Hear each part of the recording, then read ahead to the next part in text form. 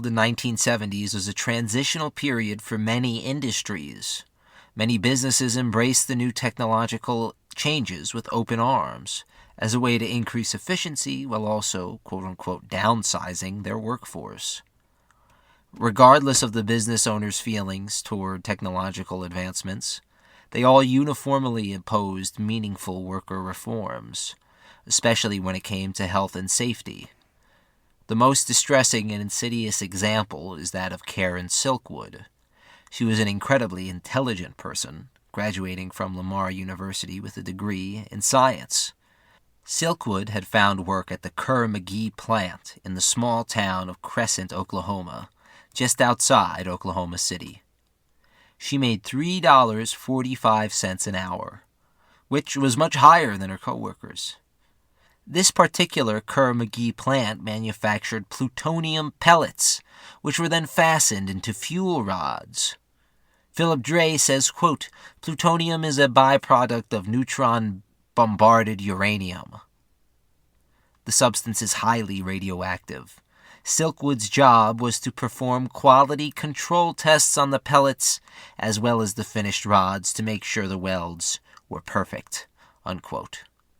In fall of 1972, she became embroiled in a strike, which had long been fermenting. The months-long work action politicized Silkwood, and she became an active union member. Silkwood was not the kind of person to be pushed around by anyone. She actively challenged her bosses, at one point shouting, quote, "God damn it, I am right and you are wrong. If you want to tell me what to do, you ought to learn how to do the job right," unquote. In spite of her protests, work was ramped up, schedules were lengthened, and safety standards were laxed. Silkwood feared the farm boys who worked on the factory floor had very little clue what they were actually doing. Around 1974, Silkwood began experiencing bouts of depression. It was hard for her to sleep and even harder to stay awake. Doctors prescribed her a brand new muscle relaxant, the Quaalude. She quickly grew dependent on this now outlawed narcotic. In late summer, Silkwood was exposed or contaminated at work by plutonium. After a coworker was also contaminated, she began openly questioning safety standards. Kerr-McGee, meanwhile, were asking the National Labor Review Board to monitor an upcoming union election. They were hoping to defeat the union at the ballots. Silkwood knew it was crucial for the union to win and began openly taking notes on safety violations. The union's chances were rather low. Most of their members had departed during the strike. In a last-ditch effort, Silkwood and two colleagues departed for Washington, D.C., meeting the union president, Tony Mazzocchi. Following the meeting, Silkwood spoke privately with Mazzocchi.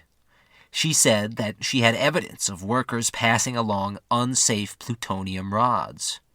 If this were true, a nuclear meltdown could occur wherever those faulty rods were installed. On top of this, foremen, she claimed, were falsifying these records. Mazzocchi asked Silkwood to, quote, "document everything in specific detail," unquote, and not to mention her subversive work to anyone. To help the union's election chances, Mazzocchi dispatched several scientists who spoke to workers on the dangers of plutonium contamination. On October 16th, workers voted 80-61 to retain their union representation.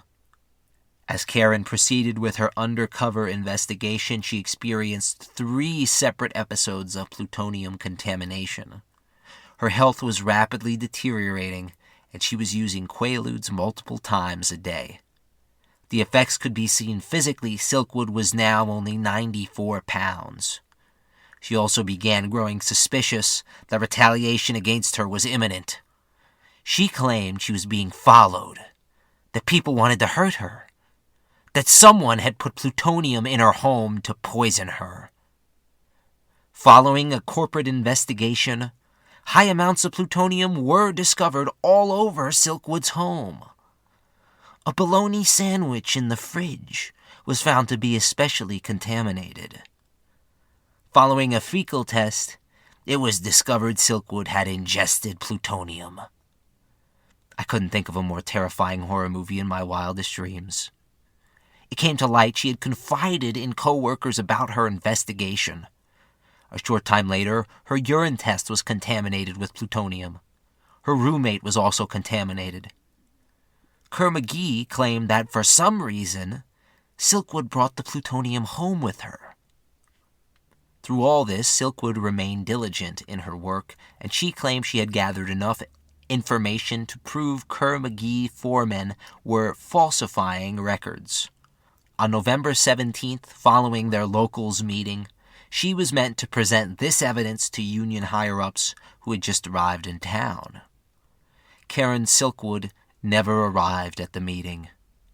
She was driving alone on Highway 74, heading south into the city, when her car veered off the road and crashed head-on with a culvert on the opposite shoulder of the highway, and she died instantly. Police spent little time on the investigation. They claimed Silkwood had fallen asleep at the wheel. This seemed unlikely to union higher-up Steve Wodka. Why would she fall asleep at the wheel when she was meant to unveil her company's wrongdoings after years of undercover work? Additionally, the supposed folder containing evidence of impropriety was never recovered from the crash site. The union brought in their own private investigator, who also was a former traffic cop.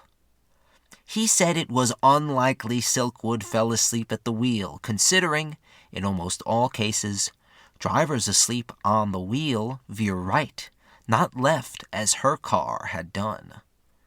He put forward his own theory. The car was rammed from behind, causing Silkwood to careen to her end. The tracks her car left, as well as the force with which she was gripping her steering wheel, both support this theory. Whatever truly happened, Karen Silkwood was dead, but not the spirit she inspired. It was discovered many of her claims were correct, although they were not as serious as Silkwood believed. Authorities and the company stuck to the story that she was a drugged-out, crazy, complaining woman. There was some vindication on the part of Silkwood's family. In a decades-long legal case, Kerr McGee settled out of court with Silkwood's father for over $1.3 million.